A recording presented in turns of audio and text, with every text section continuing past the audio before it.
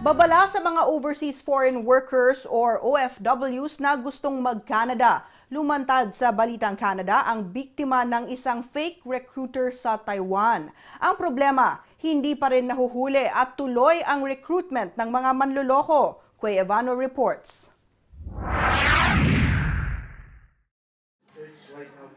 Razel Sanchez is an OFW from Taiwan. He would have arrived in Canada sooner if not for a bad experience with Filipino recruitment agency Liberato Yamsuan and Associates. Sanchez says he and his friends attended a free seminar by the agency. They were promised jobs in Canada in as little as 6 months. All they had to do was pay 1,500 to 3,000 Canadian dollars each. Sad to siya, after ilang mga araw nung pagbalik namin sa opisina namin, pagkatapos namin nagbayad, wala na po kaming naabutang opisina or wala na pong tao doon. They filed a case against Liberato Yamsuan and his associates in Taiwan, but no staff of the recruitment agency appeared in court. Sanchez adds the same people are now operating in Hong Kong under a different company name called Pacific Management Services Limited.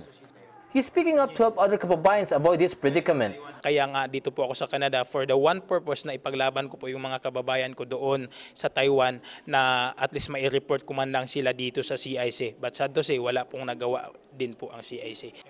Sanchez has tried following up with the agency's number on the website to no avail. Balitang Canada also tried the same number to get the company's side, but the line was no longer in service.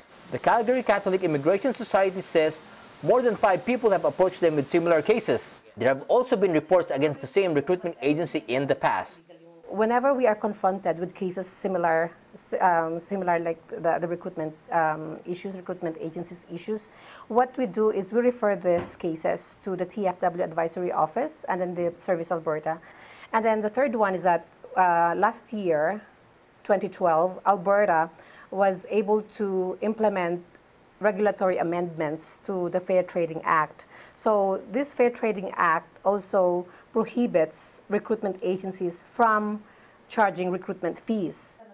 They add many people, not only Filipinos, fall victim to this kind of modus operandi because of their eagerness to go to Canada. So it is important really that they have to check of course, they have to check the legality or the illegality of the existence of the recruitment agencies even before paying any amount of money.